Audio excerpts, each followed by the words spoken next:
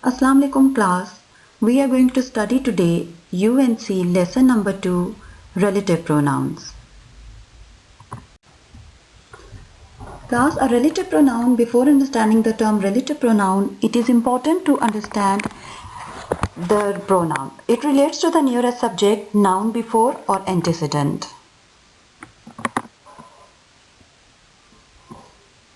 It is important to know about pronoun. In simpler words, it relates to the nearest subject. Before understanding the concept of relative pronoun, it is important to know about pronouns. Students, a pronoun is a word that relates to the nearest subject, a noun before or antecedent. The term antecedent might be difficult for you or new for you, but in simpler words, we can say that an antecedent is anything that exists before or becomes before. Before understanding the concept of relative pronoun, it is important to know what a pronoun is. A pronoun is a word that relates to the nearest subject, noun before or antecedent. Class, the term antecedent might be difficult for you, but in simpler words, we can say that it is anything that exists before or comes before. Before understanding the concept of relative pronoun, it is important to know what a pronoun is. A pronoun is a word that relates to the nearest subject, a noun before or antecedent. The term antecedent means anything that exists before or come before. Class, it is important to know about pronoun in simpler words. It means it relates to the nearest subject. Relative pronouns. The definition of relative pronoun is that we use the relative pronouns to refer to a noun mentioned before and of which it refers to. It adds more information to the main clause. Class, remember that a relative pronoun clause will always accompany the main clause in the sentence. It will be adding more information to the sentence that comes before it, and that will be called as the main clause of the sentence.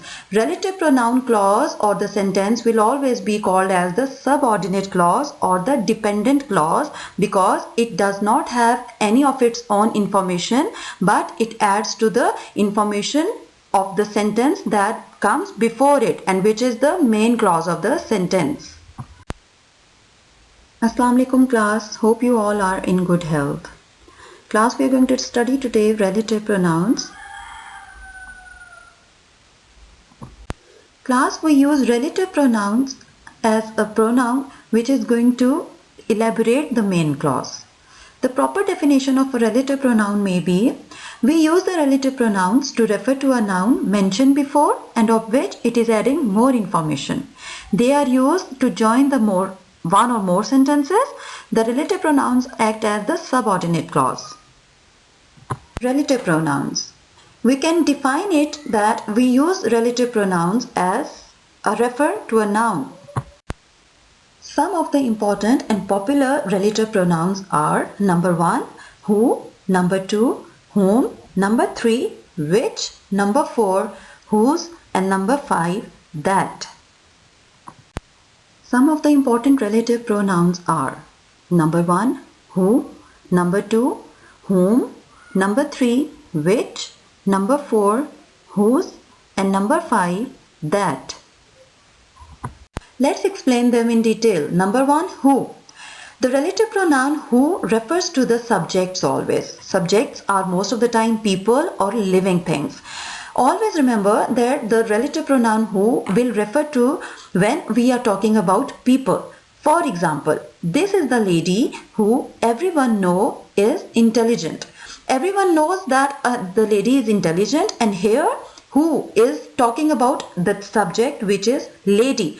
And also remember that who will be used whenever we are going to show or use the quality of the subject over here. In this example, we are showing the quality of the subject lady, and the quality of the lady is that she is intelligent. So we are going to use the relative pronoun who over here, and it is going to show the quality of the lady. So we can say that this relative pronoun identifies or defines the quality of the subjects in the relative pronoun. Number 2 is whom. Relative pronoun whom refers to the objects only. For example, he was talking to the man man over here is acting as the object of the sentence, so we are going to use whom he said he met in America. Example number 2, when we are going to use who, then the man will be acting as the subject. For example, he was talking to the man who is intelligent. So as I have told you earlier, who will be referring to the subjects and their qualities, and whom will be referring to the objects, and it is not going to mention about any of the subjects. So always remember the use of whom related to the objects only. Class, the next relative pronoun is which will always refer to non-living things, number 1, and number 2, it will be used when we have to make a choice or selection between the two things. For example, this is the bicycle which I had stolen. Bicycle over here is the non-living thing and we are pointing towards that, so we are going to use which. Example number 2, when we are supposed to make selection or choice between two things, we are going to use the relative pronoun which.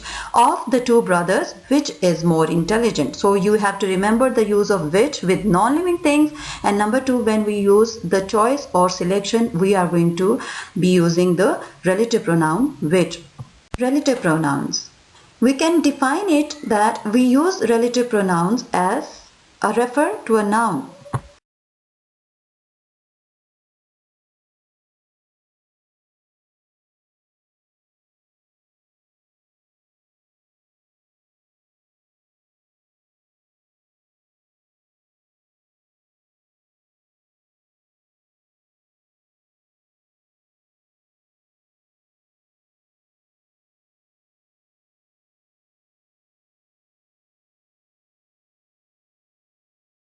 Class, the next relative pronoun is that. It is used in non-restrictive clauses and restrictive clauses, and you should understand what a non-restrictive relative clause is. Non-restrictive relative clause is the clause or the information clause which can be omitted, which is not important for the sentence. For example, my uncle Bob, who is a butcher, has a cat. When we omit the extra information related with this relative pronoun who is a butcher, even then the sentence can be completed. For example, my uncle Bob has a cat. Here the non-restrictive relative clause was who is a butcher. So in non-restrictive relative clauses, the extra information can be omitted. Some of the important relative pronouns are number 1, who, number 2, whom, number 3, which, number 4, whose, and number 5, that.